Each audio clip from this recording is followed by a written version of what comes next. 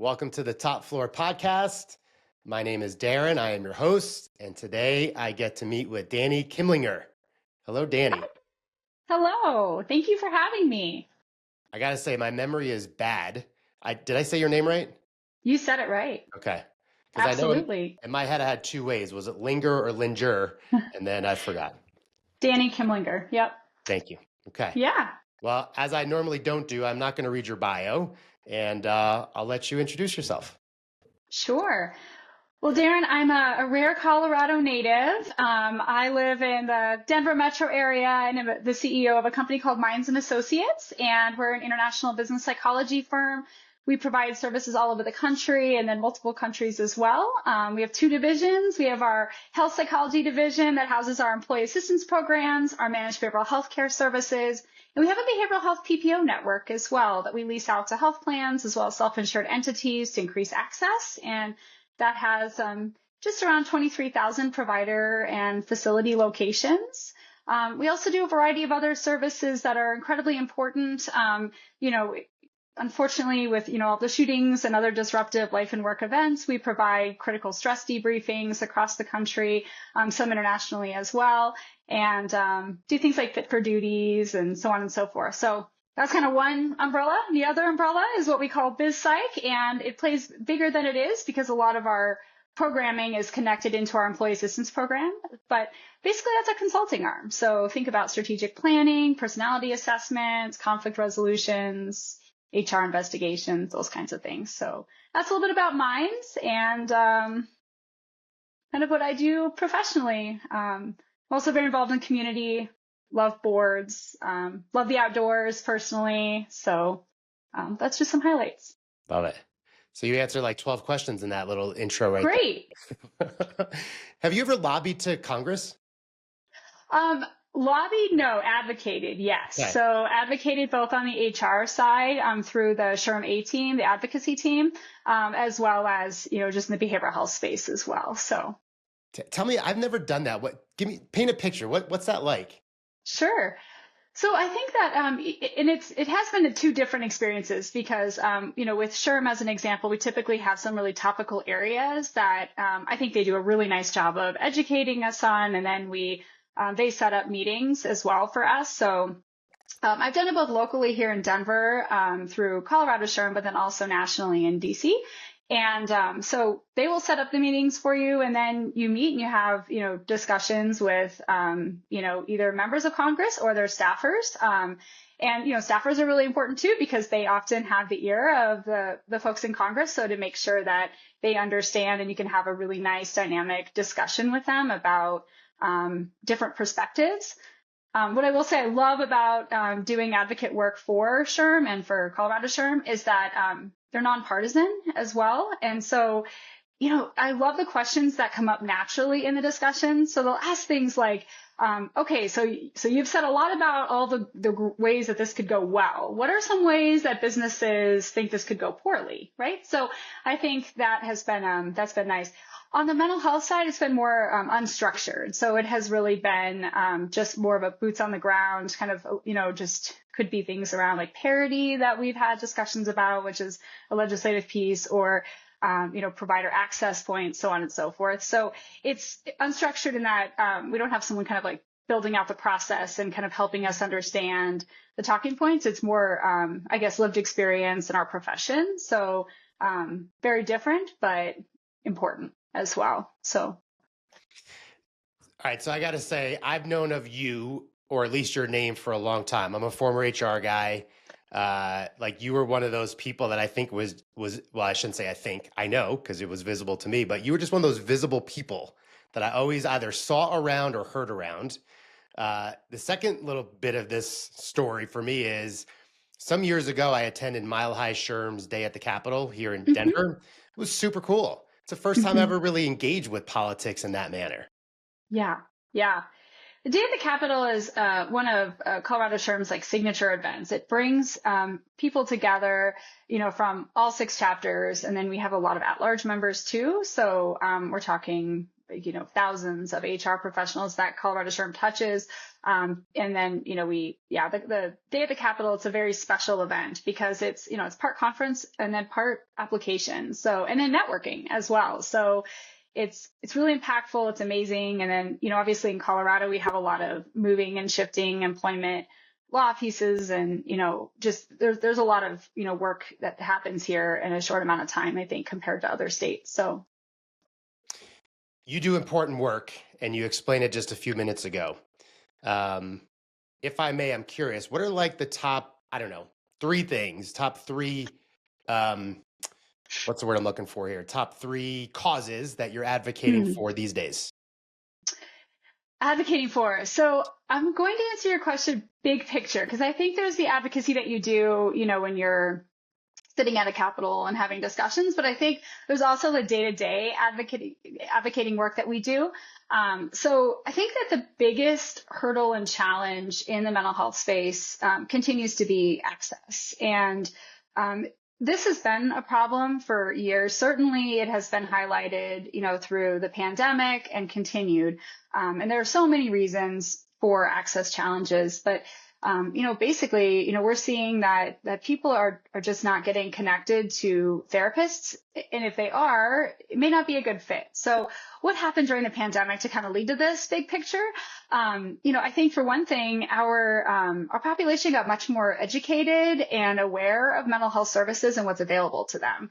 So I'll just bring myself back to 2008. Okay, I graduated from college, had my first mental health job. If somebody asked for services, Darren, they would say, can I see a female counselor in Farmington, New Mexico? Right? That's what they were looking for. Now we have people that, they want services with somebody who looks like them, has a particular area of expertise that they're familiar with, that they have learned about, be it something like EMDR or cognitive behavioral therapy, and they want someone that has lived experience as a BIPOC person, as an example. So that's one area. I think there's been a higher level of awareness about what's possible.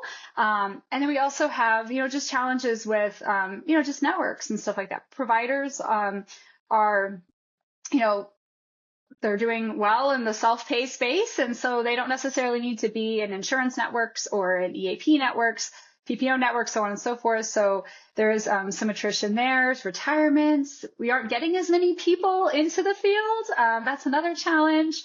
And do I want to say anything else about that? Because this is a big one. That's why I'm spending so much time talking about access, because it's big. It's really big. Another piece too is during the pandemic, it became a big deal to be able to go virtual.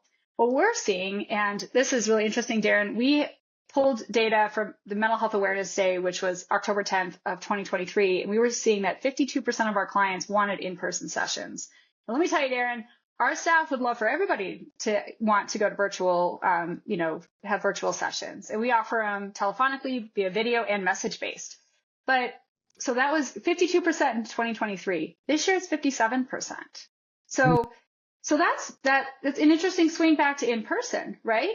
Well, guess what? A lot of providers have figured out that, I can do my job very well remotely. I don't need to spend money on, overhead and office space. And so that funnel is just getting smaller and smaller too. So that's one piece that we are just aware of, and we're always working to improve. And we've put a lot of systems in place at Minds, including what we call internally our helping hand system, which is, if you were to connect with us, Darren, and want services, instead of us sending you a list, we would insist that we are going to find a provider that meets your needs. So let's say Saturday afternoon is the best time and you have a very specific therapist. We're going to do our best to find that therapist for you, but we're going to take that legwork on so that you don't fall through the cracks.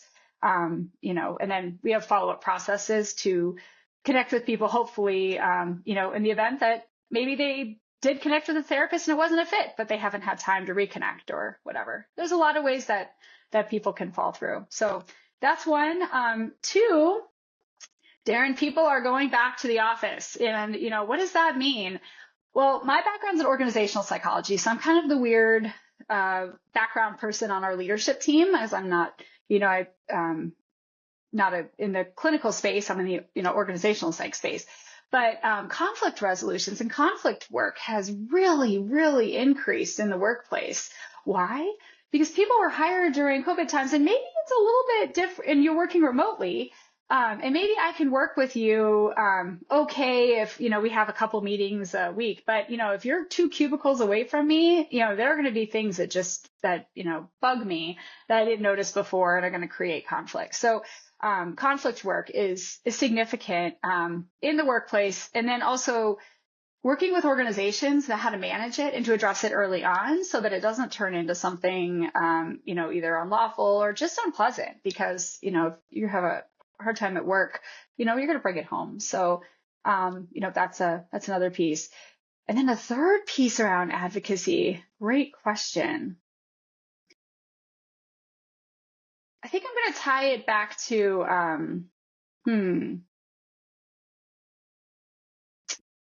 you come back to me on the third one. I'm going to give that one some thought. Yeah.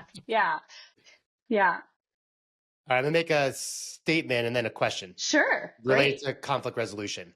Mm-hmm. In my line of work as an executive coach, I work primarily one-on-one, but also in team settings about conflict resolution. And when I meet with prospects and I do my spiel, without giving you the whole spiel, one of the things I say is, excuse me, a lot of clients come to me and they may not say it verbatim, but in essence, they're talking about conflict resolution or quote unquote lack thereof. Mm-hmm. So I think I have a 2-part question for you, and I won't stack the questions. I'll ask them one Okay. first, second. First, do you follow any specific framework, methodology for conflict resolution? Mm-hmm.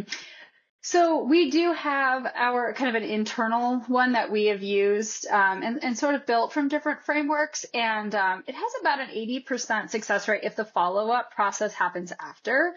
And it actually mirrors marriage. Like counseling is my understanding of the original origin. So that's kind of interesting, huh? But the idea is, and we still, it's interesting because we used to call it mediation, and we've moved to conflict resolution the last 10, 15 years or so. And the reason for that, there's a number of reasons for it, but the big one is mediation, you're often looking to split, but split in an amicable way, right? Conflict resolution, we don't want that split. We want to be able to work things out and to be able to work, move forward and work together with a high level of, collaboration and collegiality. So it's kind of a different mission. So that's where the marriage counseling kind of model, if you will, tends to work pretty well. So it's like a 4-hour process. I'll just highlight it. You meet with each person individually and get a sense of, where did things break down? What is the history of your relationship? And get an understanding of what they need to have moving forward from the other person. So often in conflict resolutions, people will bring in like a stack of, all the evidence, right? Oh, you have to see this email. Look at how they talk to me. Look how they CC'd this person. This is not good. And we're like, we don't need that. We don't need that. We need to know what you need moving forward. So, of course, it can be helpful to share that experience. As a facilitator, though, you can hear, and this happens so often, from 2 different people, the same story in such a different perspective. And so then when you get to bring people together and talk through the agreements and, what each person needs, it's also an opportunity for the facilitator to say, you know what, Jack, you had this experience over here, and Jill, you had this experience, and I just want to paint this picture where I think this could have gone awry a little bit. And it could be an aha moment. We never require apologies. I don't think that's a good thing to do, but it does often, also offer the opportunity for them to connect as people and, work through the agreements. And this can take a while, actually. So this can take anywhere from typically, at least an hour, but it can take longer, to kind of work through. The last step, we like to bring in someone who's going to hold them accountable and support them. And so we recommend a 3-month follow-up process. So meeting with each person once a week for the first month, second month, every 2 weeks, and then the third, once a month, moving on. What we find with the 20% that don't, succeed, I guess, is that often things, they'll feel better for a while, and then they start canceling the meetings, or the person who's kind of overseeing it will say, oh, you all don't need it. Okay, great. Well, you don't need to move forward, but they're vulnerable, right? Because here we have had this erosion of trust and relationship, and so we've moved forward, and we're not giving them any opportunity to continue to have that support. So does that answer your question? Yes. We could do the entire podcast on conflict resolution. It's so interesting. Yes, it is interesting. All right, there's two things I want to share. Sure. The first is um, many of us know the saying, it's not what I say, it's how I say it. Mm. And I was raised on that, and I've been the victim of how I said it many, many times, Hmm. personally and professionally. Same. More recently, yes, two peas in a pod, right? Uh, More recently, over the last 5-ish years or so, my partner Rachel introduced me to the saying that there's what I say and what I mean, Mm. what you and what you hear and what you make it mean. Mm. I find that such a tremendously Yeah. powerful statement. Yeah. And I've even seen it play out where maybe you and I are coworkers. I'm like, hey, Danny, good morning. How are you? Hmm. And you walk away and you're like, oh, that Darren is such a phony. He doesn't care how I'm doing. Right. And my whole intention was to literally Right. connect with you, you know? Yeah. Yeah. So that's a saying I love. Yeah. The other, when you talk about marriage counseling, I totally lean into that. I'm not married any longer. I'm divorced. My partner Rachel and I have been together for 8 years. We've seen our own marriage therapist. And the tool that Wendy had provided Rachel and I is called the emotion jug. Ooh. And it's got 4 elements. And you wouldn't necessarily talk about this at work, but I find there's some relevancy of in this emotion jug. The idea is that we build up emotions, and if we Hmm. don't empty the jug, we overflow, just like any bottle of water, right? You try to put more water in, it's going to overflow. And so the way to empty your jug is to say, Love I that. am mad, sad, scared, and glad about whatever I'm mad, sad, scared, or glad about. And Wow. it's emptying the jug. Yeah. I share that with clients sometimes, and of course they balk at it in the professional space. But coming back to the thing you said about eroding of trust Hmm. is, and this is the third point I'll make, and then I'll stop talking, which is we very rarely tell people how you can earn my trust. Hmm. We very rarely talk about how you're going to lose my trust. And then we Hmm. barely ever talk about how to repair trust once it's eroded. Right. And when you talked about your conflict resolution process, I didn't hear those words exactly, but there's an Hmm. element of that when we're talking about why I'm hurt or why I'm upset or whatever the things are. Right. You know, Darren, it's interesting. I would say in most of the conflict resolutions when I was doing them directly, often you'd have at least one person say, you know what, I could never trust this person again. It is impossible. You have no idea. And I would say, you know what? You're right. Trust is a big word. It's a big concept, but it can start very small. So you may not be able to trust Dani with your life or with your with the trust that the project is going to be complete if it's in her hands completely, but if you're all in a place where you're not saying good morning, let's start there, small, right? But you have an agreement that you're like, if I, walk by and I say, good morning, Dani, and, and I continue to be reliable, right? Trust, reliability related to trust. I may not trust anything else at that point, but I might start to trust that I'm going to get a good morning if I encounter Dani in the morning, right? So I talk about how it can start very small. It doesn't have to be this big, huge concept.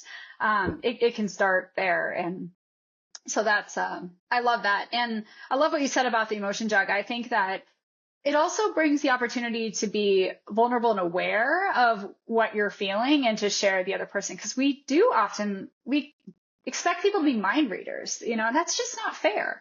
I don't know any mind readers. I'm in the mental health field. I work with a lot of psychologists and therapists, and I don't know one mind reader. I don't know anyone who does that. So, with a high level of success, we'll say. Yeah. They might be out there. I just haven't met them yet. So, I'm going to ask you a question that I don't think has a concrete answer, but I'm curious your opinion. And I won't be too leading. I have my own okay. opinion. Uh, why do you think conflict resolution is so challenging for so many people? I think so. I'll just share a teeny little personal background. So I talk about conflict resolution when I was doing org psych practicing and consulting and whatnot. That was an area of specialty and expertise for me that I loved. What's true about me though, Darren, is I hate conflict in my real life. And I grew up being really afraid of conflicts. I never saw it done well. So, more like screaming and yelling and, like there would be an explosion and then we'd go out to dinner and everything was fine, but we never like closed the loop as a family or would talk through it. And I think, often, bring our filters, our experiences, and all of that to the workplace. But conflict resolution is bigger than work, as we all know. So, but just even personally, so if we had an experience with a former partner, let's say, where conflict wasn't done well, and every time you brought something up, it was, they didn't react well to it, you may have some of those internal nervousness experiences when you're, with a new partner. Or if you come from a workplace, we see this a lot, because obviously most of the conflict resolution, all the conflict resolution minds does. And most of my experience has been, workplace conflict resolution, but they're going to bring experiences from previous bosses, from previous teams, previous workplaces, et cetera. So they're going to bring their family of origin stuff. They're going to bring their workplace origin stuff and just their experience as humans. So, and then what about all the other messaging that they get? So, cultural factors, religious factors, all those kinds of things also play a role. So I think that's one. I have seen a shift where, because I truly believe if people can get the skills down for conflict resolution, they're going to be happier, they're going to be healthier, and just everything's going to work a little bit better for them. And of course, you only have control over you, right? So even you could have the best conflict resolution skills possible. And if you're working with someone that doesn't,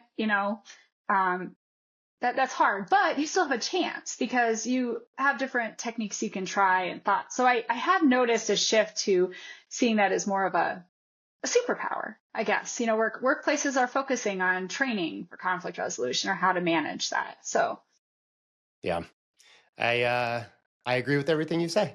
Oh, great. Yeah. Great. The other element I might add is, and I'm speaking for myself and I'm projecting a little bit, is I don't find a lot of humans are taught early enough or even old enough how to work through emotions Mm-hmm. or even how to identify them. Mm-hmm. And anyway, so I think that's part of the story Yeah. in my mind of why I find conflict resolution to be very challenging, for me included, but for a lot of my clients, and a lot of people at corporate. Agree. All right. I'd love to segue a little bit. Is that Sure. okay? Perfect. Okay. So, because we've spoken before, I am fascinated with your story about running. Yeah. And I'll lead a little bit and I'll let you go where you go. Sure. And let's talk about this for a moment. But you're a relatively new runner. Mm-hmm. I think you told me you started running back in 2018. Mm-hmm. So I'm curious. So I'm stumbling on my words because I think it's such a big topic for you. I'm curious, how did you start running in your 30s in 2018? Yeah.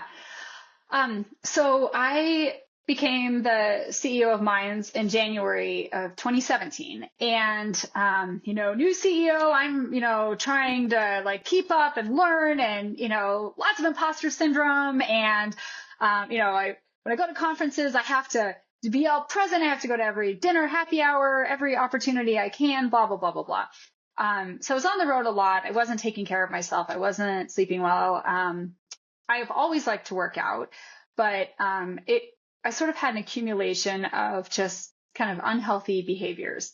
Well, fast forward a little bit into mid 2017, and Minds suggested that because I was becoming a partner as well, that we get key person insurance on me. We had it on other members of the executive team, and so said, yeah, let's go for it. Well, I had a physical and it did not go well, Darren. I was completely uninsurable. Nobody would insure me. And it was a very thorough assessment, weight, blood work, all of the things. And unfortunately, it was really embarrassing. I was horrified. I was, 31 years old when that physical came. My mom also passed away at 61 due to lifestyle stuff. So I also had that in my perspective, but I grieved that for a while. I thought, my goodness, my two business partners at the time were in their 60s and they were fine. Here I was half their age and not. So it was a wake up call. I do want to share though that it was a painful wake up call. Because I always think that's important to mention because, it looks fine now because, I've kind of worked through it and then something good came out of it, but it was really hard. I was very depressed. I was very embarrassed and it was awful. So, but I decided, this is like my opportunity. This is the fork in the road. I can either continue down my path and die early like my mom did, or I can do something different. Well, I hated running. I thought running was just terrible. But I thought, I'm on the road all the time for work. What can I do anywhere? Because gyms and hotels kind of vary, and, like maybe there'll be the same, dumbbells, maybe they'll have, whatever. But I decided running was something I could do. So January 1st was my New Year's resolution. I'm going to become a runner. And at first I kept saying, I'm going to start running and I'm going to become a runner. And then I said, no, you have to get rid of that language. You have to be a runner. So, I remember running my first quarter mile and I go, and it was the worst thing ever. And I remember January 1st, 2018 was snowing and I was running around this lake, 1 mile lake called Kendrick Lake in Lakewood. And I could not run a quarter mile. I could not understand all these really happy looking people running with their friends and talking. I'm like, how are they talking? I can't breathe. And I think my heart's going to beat out of my chest. Like, this isn't something I can do. So, anyway, I made a commitment. I had a Fitbit that was, given to me for Christmas, and that helped me as well be able to track. I do much better if I can track my goals and my progress. So, and then I originally signed up for a 5K and said, no, I need to sign up for a half marathon because I can walk a 5K or I can walk a 5K, but a half marathon is going to put a lot more pressure on me to amp this up. So I did. And my first race was Colfax, and it was an amazing training experience for me. I joined a run club. I had to learn everything. I mean, I remember going to run club and having Skechers on, like not running Skechers. I understand they have those now, but I'm talking like just like walking shoes. And they were like, oh, you're going to need, running shoes, and just literally being guided through everything. And then I made great friends there. I had people that would walk with me, that would push me, that would give me suggestions, that would help me with my form. So I've now been running since January 1st, 2018, and I've had multiple goals. Some of the big ones for me were I wanted to qualify for the Boston Marathon. And I needed to run, I needed like at least a 7-8 minute buffer. So I was really hoping for like a 3:28 in the full marathon, and I ran a 3:25. So I qualified for Boston, and so that was a big goal. And then to run an ultra, I kind of burnt myself out on road running, so I was doing a bunch of half marathons and a number of fulls and stuff. So I decided to detour and try the ultra running. That was so fun. The community is so fun. It's so different. Aid stations are really fun. Ultra marathons, they have like nachos and burgers versus the gels on road marathons. So that's and then now my goal is so I did run Boston and then I ran London 6 days later because that's just how the timing worked out. But now I'm working on the Abbott World Majors. So there's now 7 of them because Sydney was just added. And so far I've done London, Chicago, and Boston. So I'm 3 in, and I have Tokyo, Berlin, New York, and Sydney left. All right, give me perspective. A 3:28 marathon. What's the time per mile? So I ended up running the 3:25, and it was a 7:50 pace. So 7 minutes and 50 seconds. Yeah, average pace. That's fast. It was the hardest thing that I can remember doing. And here's why. This is maybe a TMI for a podcast, but I had de-roofed blisters from the very beginning. I was wearing these carbon plated shoes, and they didn't really fit my feet very well. And also I broke a big rule in running. You never bring something for race day that you haven't used before.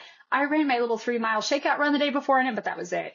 So that was awful. My feet were just in so much pain. And it was hard. It was the hardest, like physically, like the hardest thing I could do. I had this guy who was in front of me most of the race, and he finished about a minute before I did. He was wearing a Boston Marathon jacket the whole time. And I kept staring at him, and I was like, Boston, like follow the Boston guy. Like, you've got this, and, but I kept visualizing myself at the end, and then visualizing myself, next year. Like, what is it going to feel like to be in Boston? And, like, yes, this is painful. This is so hard, but this is a very short amount of time, really. I mean, you're going to do this in 3.5 to 4 hours. Like, it's a small investment in terms of being uncomfortable and being in pain, but you're really going to grow here, and you're going to be happy that you did that. So yeah, then I had a blast and celebrated really hard. Recovery was really rough, Darren. I didn't run for, I don't know, maybe a month after, because I really couldn't. I was in so much pain. Man. All right, so 750 mile, that's impressive. I think my fastest mile ever was like 830 maybe. I'm pretty sure I was running downhill Uh-huh. and I was in New York. So I was at sea Oh, level, right? nice. Awesome. Yeah. Just for context. All right, can we go back to, so you did the key partners assessment and you were uninsurable. Mm-hmm. And I think Mm-hmm. you said that was around the middle of 2017, is that right? Yeah, around there somewhere. I can't remember the exact time frame, but it was so I like kind of grieved it for a couple months and they made the decision in like November, December that I was going to become a runner in January. So yes, probably like June, July, around there. Okay. Yeah. I am curious if you're willing to talk about it. Sure. The mindset from like what was going, you said depressed, Mm-hmm. and I'm sure you're not throwing that word around loosely. You Mm-hmm. go from, call it July 1 for argument's sake, to January 1, so 6 months, Yeah. from a depressive state to I am a runner. And I'm curious, Mm-hmm. what's going on in those 6 months? Mm-hmm.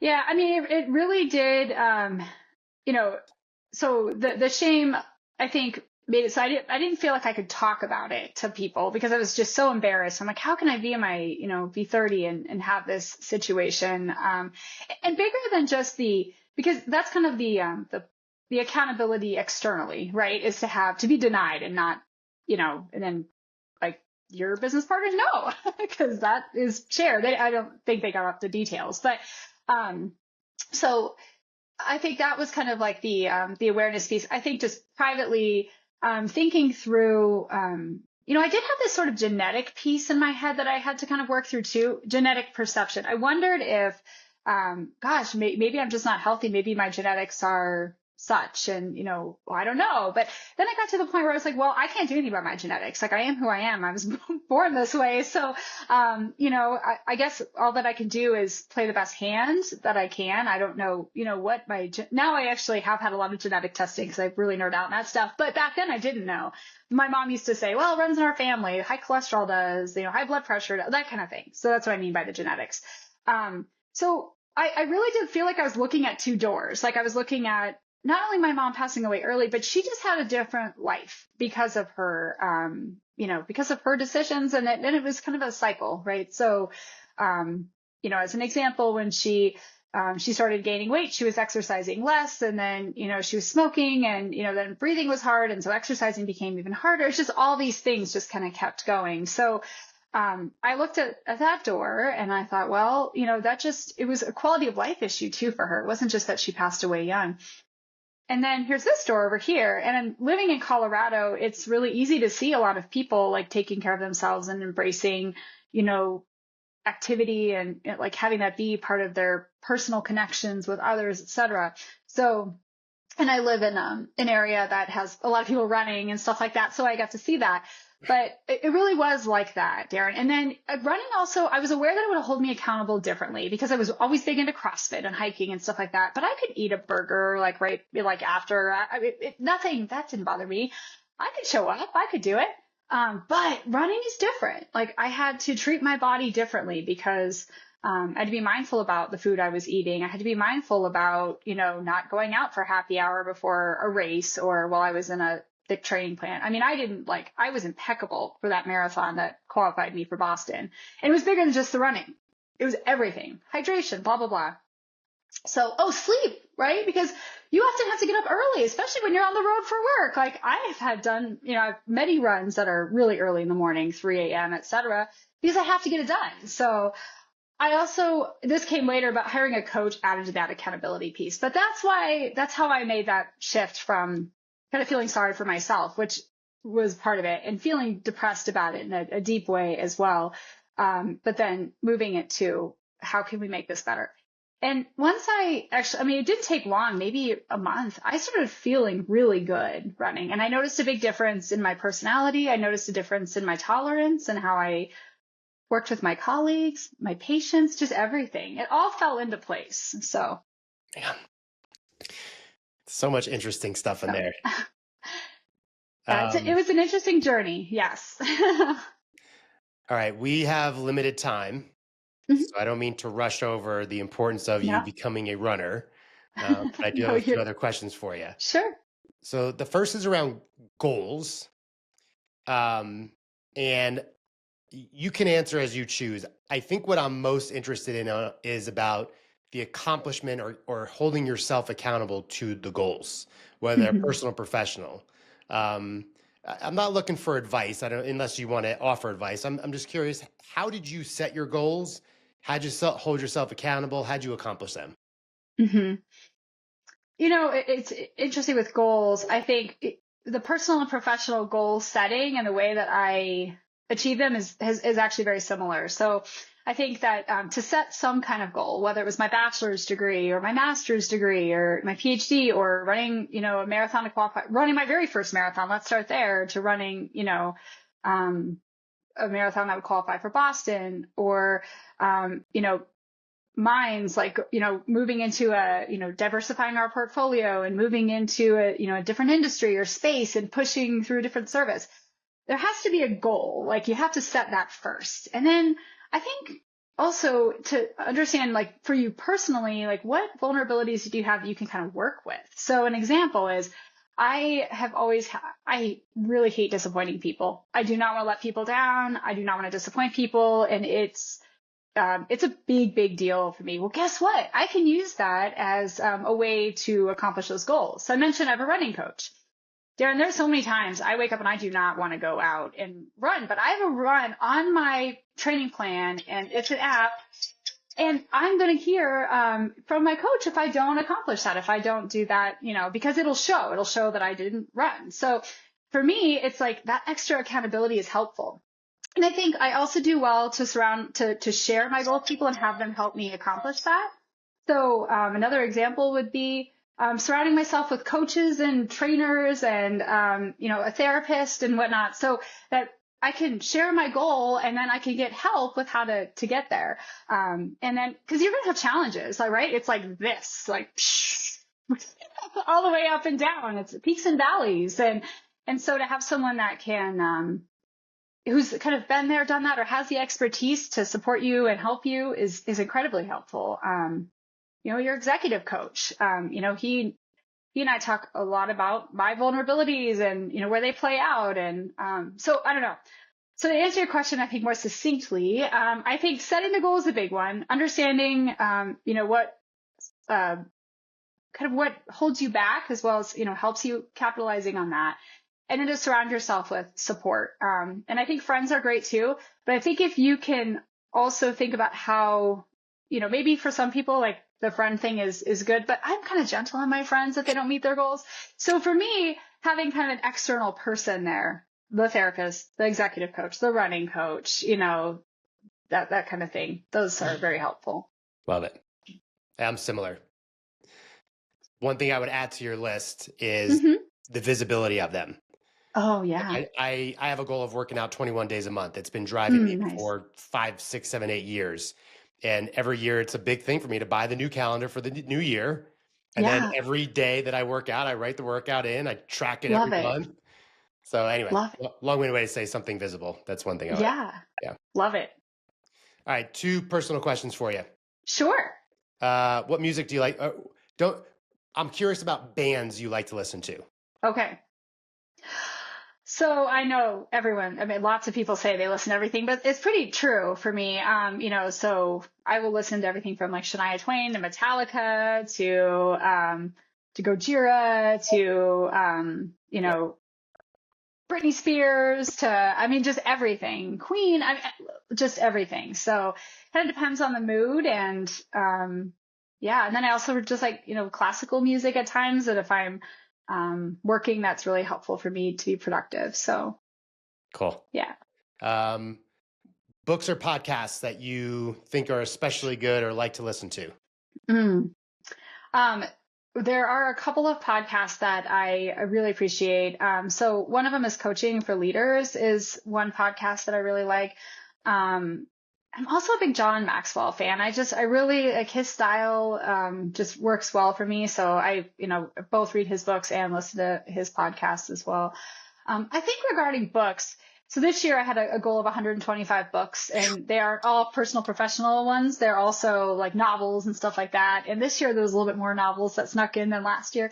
I will meet that goal. I have, 3 more books left to reach that goal. But I think once again, like setting a goal for books and then joining like a Goodreads was very helpful for me because it helps identify books that might be in my area to explore. So, if I like David Goggins, like, read his books and, so then I made suggestions of other books that had kind of some parallels there. So yeah, I think other books that I would recommend. I think some of the classic ones too are really important to keep in mind. Like Good to Great, I think is a really important one. I also like to reread Go Giver and Atomic Habits. Those are my two that I will reread every year. Because Atomic Habits, every time I read it, I feel like I get something new out of it. So yeah, there's so many of them. I feel like I could talk about that for quite a while, but yeah. So All right, I got to do simple math. 120 books, 365 days in a year. So you're reading a book every 3 days?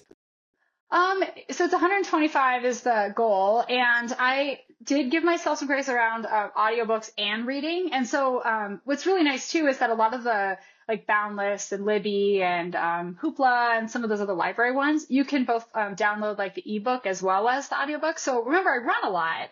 So that also helps too, because I can, listen to a book and then I can relax and read it. And so I do clip through books pretty quickly, but I'm using kind of a dynamic system of audio and my Kindle. So.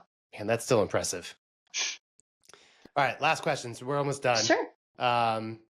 Any parting thoughts, anything we haven't talked about that you'd like to?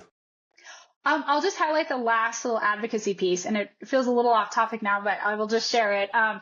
I think just another piece is, in the mental health space, there's a really important benefit that most everybody has, and that's an employee assistance program. And I think it kind of sometimes gets a bad rap, and we talk about this from an advocacy point of view because you get a lot of utilization. But what I like to sort of push out in terms of kind of advocating for the EAP is that it can't promote itself. So nobody knows, an organizational culture better than you, and your employees, your organizational culture, and like to partner with that EAP, it offers those services is I think a really important piece. And obviously, being an EAP, but this is something that our industry just continues to battle. And so you asked earlier, like what kind of areas we're advocating for, and I would say that that's a big one. So just to go back to that, but I think we talked about a lot, Darren. It was fun. That was awesome. You have a good memory because I would have totally forgot that third piece of advocacy. You were clearly thinking about it.